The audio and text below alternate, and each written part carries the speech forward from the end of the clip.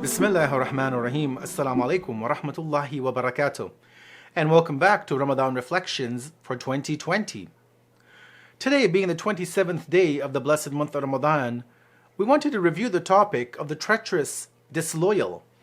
And we'll be reflecting on verse number 58 of Surah Al-Anfal, chapter number 8, in which Allah says the following. وَأَمَّا تَخَافَنَّ مِنْ قَوْمٍ خِيَانَةً فَانْبِذْ إِلَيْهِمْ عَلَى سَوَاءٍ إِنَّ اللَّهَ لَا يُحِبُّ الْخَائِنِينَ. And if you fear treachery from a people, break off the treaty with them in a like manner. Indeed, Allah does not like the treacherous. Verses number 55 through to 59 of Surah Al-Anfal, chapter 8, present us with one overall theme in regards to how to deal with the enemies, specifically the belligerent, troublemaking ones who are working to destroy Islam and the Muslim community. Now, these verses, as we know, were being revealed to the Prophet Muhammad, may God's peace and blessings be upon him and his family, in Medina. And we know that he had a specific group of people whom he had to deal with. And thus, we first of all need to keep this point in mind when reviewing this verse and the history behind it. Medina, as we know from the historical narrative, was populated with and had many people of various backgrounds, including from the Jewish community and the Jewish tribes living within the city and around it.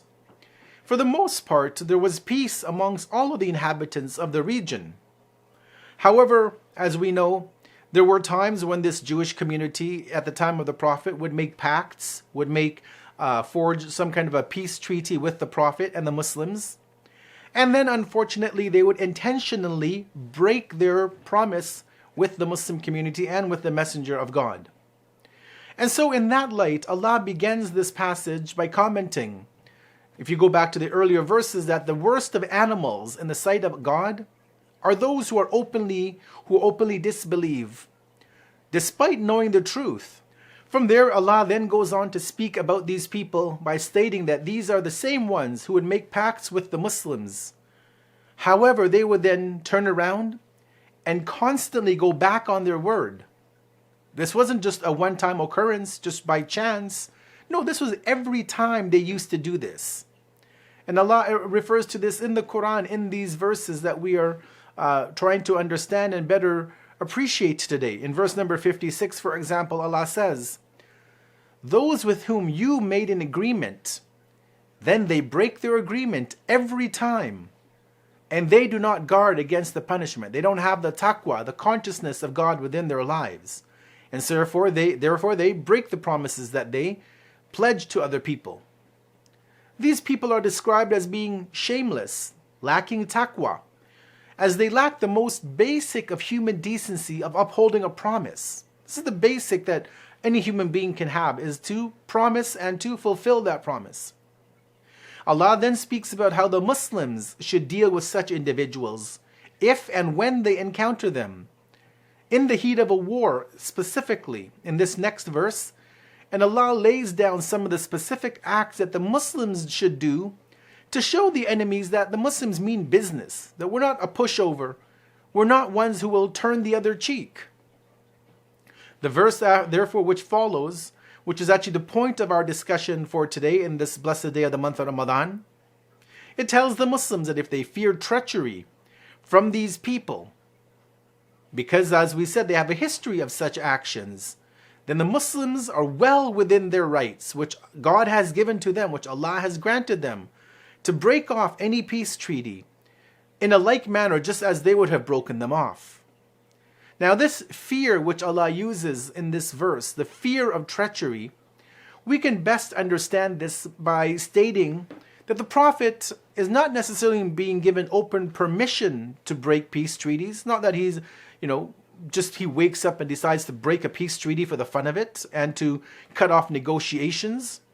But rather, Allah is saying that if there is some grounds for suspicion that those people are about to carry out some sort of attack against the Muslims, then the Prophet is well within his mandate to take matters into his own hands.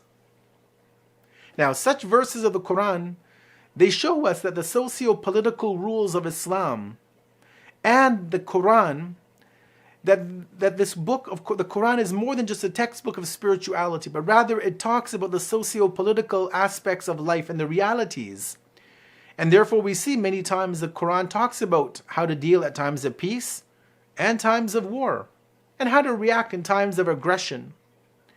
Yes, it's true that we've heard many times that Islam advances and advocates peace, but it's peace based on justice. And it's a peace in which the rights are maintained.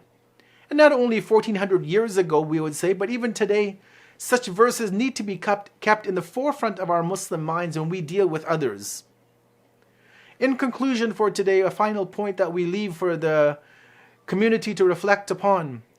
Although Muslims are a peace-loving people, we're not pushovers, we're not naive, we're not gullible.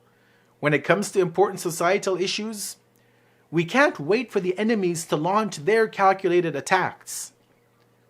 We cannot wait for the enemies to launch their calculated attacks against us. Rather, we must be ready, and when necessary, launch the preemptive strike to defend ourselves. A preemptive strike culturally, economically, politically, and when need be, militarily. Yes, we must deal with the enemies with justice and fairness. And so if the need arises to break our treaties with them, we do so legally, as Allah does not like those who act with treachery, regardless of who the recipient is.